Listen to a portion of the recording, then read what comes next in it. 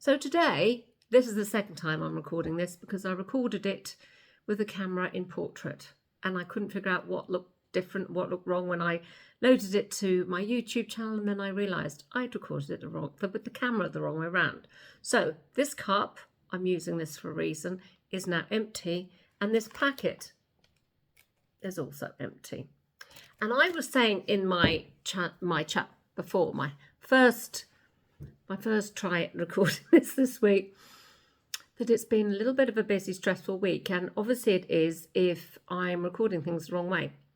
And I've obviously wolfed down my 12 bites very quickly. I don't actually remember eating them almost. I've barely tasted them.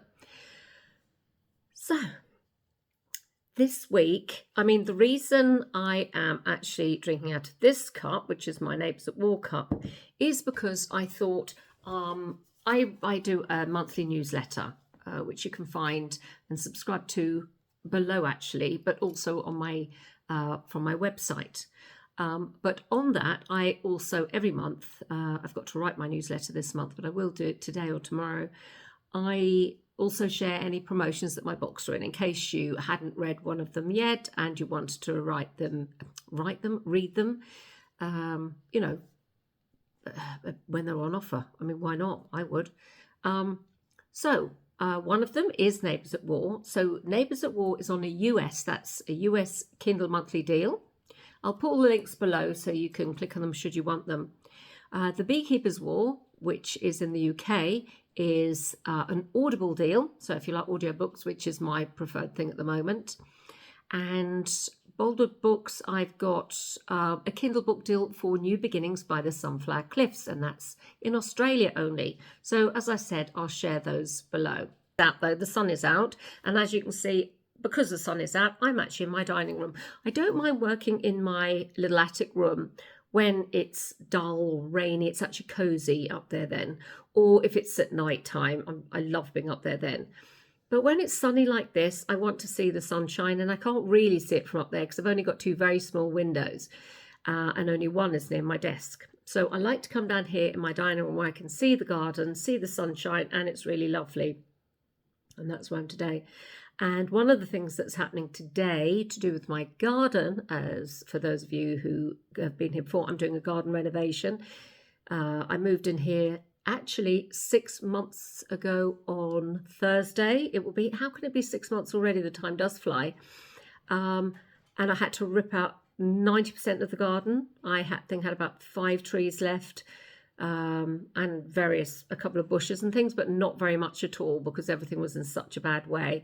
I thought I had a hedge around the garden, put it that way, and I didn't.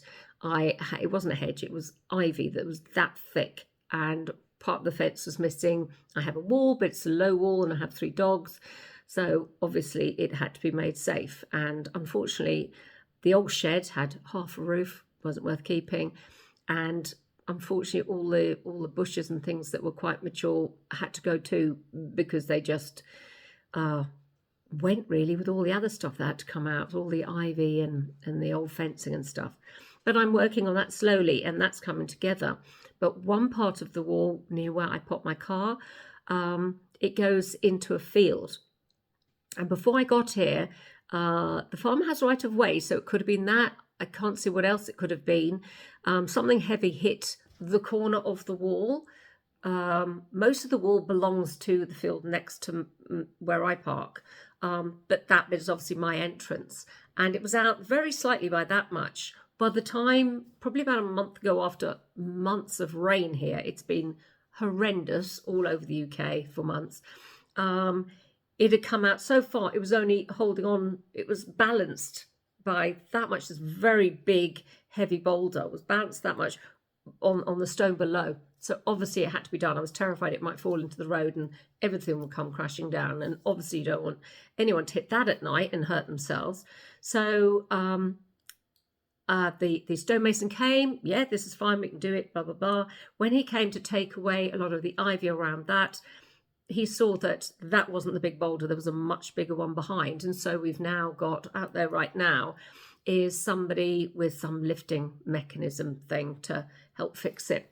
I'm hoping it gets done today. just because I'm terrified the whole wall would come down. So it's a relief someone's dealing with it. I'm very thankful to the man for doing that. So yes, there's all sorts of things going on. But one of the busy things I'm doing at the moment, as well as stuff for the house, another thing I actually did 2 days ago, I've had to sand the back door and the front door because with the rain, I couldn't shut the doors properly. It took a hell of an effort. The front door, it's so swollen, even with my whole body weight slamming against it, I couldn't close it. And I'm no light little fairy type. I'm a hefty, great thing. And if I couldn't close it, I'm not physically strong, but I am heavy. So I had to sand it down, and now at least I can close it.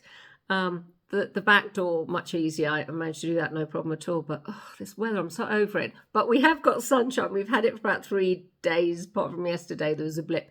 And going forward, it should be nice for the next week or so, hopefully. But one of the things I did on Saturday was power wash my patio. It's a big patio, and it was very green and slimy because it's very shaded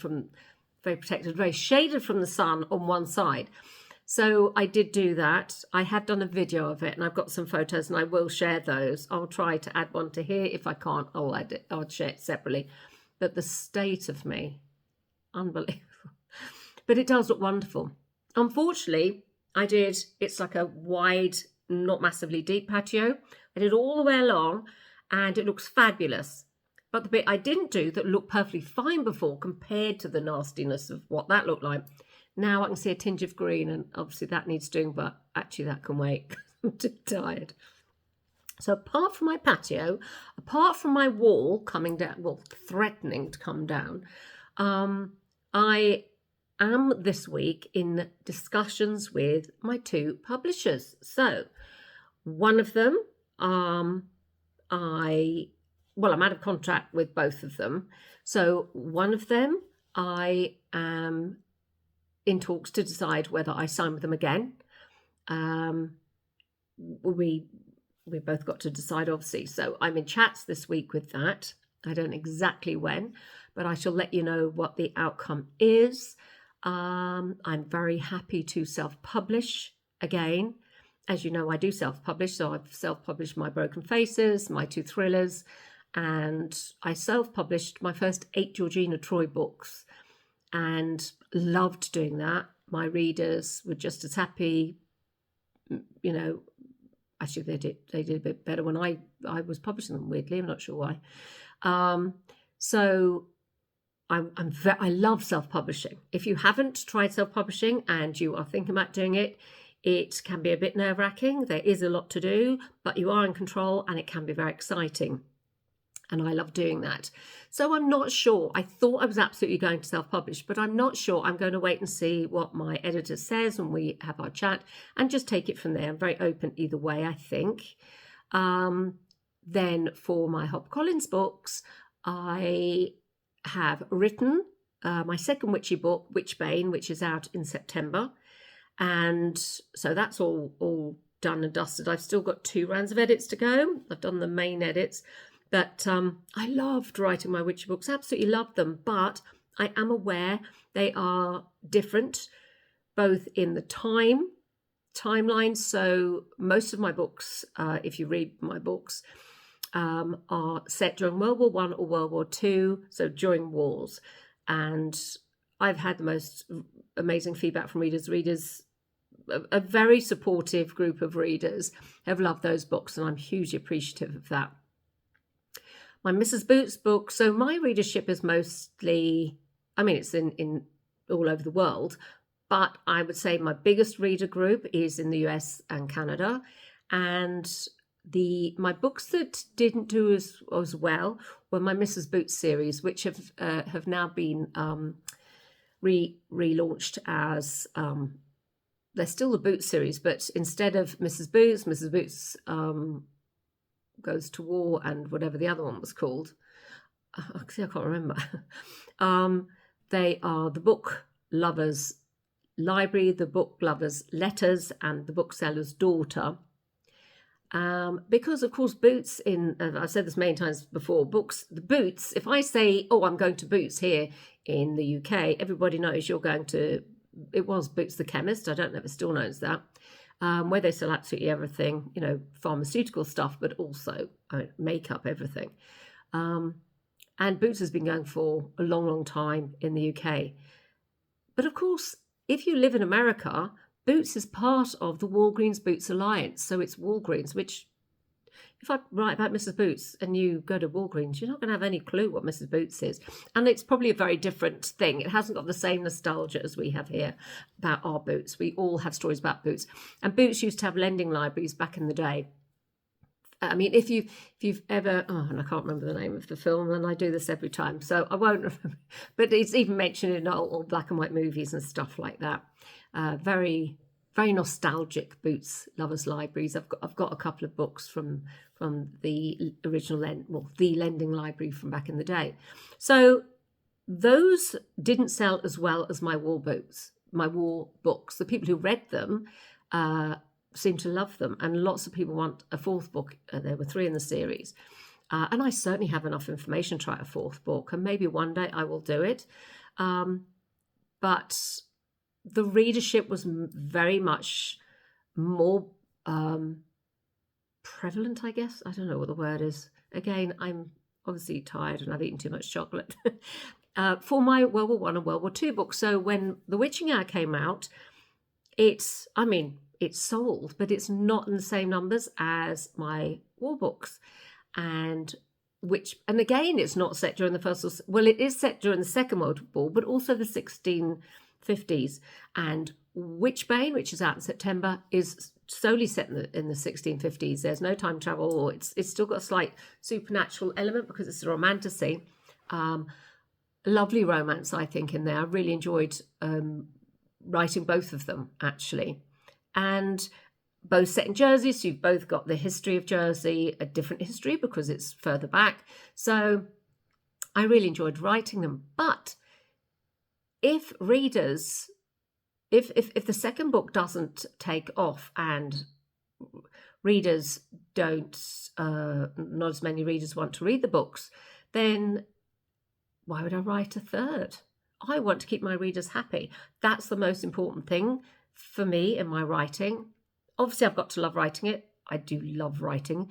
Obviously, I've got to love researching it. I love research. But most importantly for me, I want my readers to enjoy my books. So I don't know what I'm writing next. That'll be for 2027. And so I asked my publisher, what do you think I should write next? I can't decide. She came up with an idea. It wasn't exactly what I wanted to write, so I went back with a version of it. So I'm waiting to have discussions with her too. So this week is a lot about forward planning. What will I do next with my Georgina Troy books? And what will I do next with my Deborah Carr books? It's a few years ago, I'd be terrified by that. I'm not. I'm really excited, actually. I think I've written enough books now, and I don't know. Yeah, I don't mind what I do next. I don't mind if I self-publish. I don't mind if I am published. I'd like to be published. I'd like to have one publisher. So yes, it's a lot going on at the moment behind the scenes, but all very exciting. Obviously a little bit nerve-wracking when you think I've wolfed down all that chocolate. Ugh, I do feel a bit sick. And obviously a bit nerve-wracking if I'm filming a video for you with the camera the wrong way. But anyway, I've done it the right way around now. So I hope you're having a good week. I'm now going to go off and probably work on my newsletter because I really need to do that. I'm also nearly ready with my new website, which I will probably launch in probably about 2 weeks' time. Very excited about that. It's a much cleaner website. I don't know if you've even visited my website. It's at deborahcarr.org. It's got an awful lot going on, and I need something that much more streamlined. It's about 5 or 6 years old, so I need something a lot more streamlined, and it's mostly set up.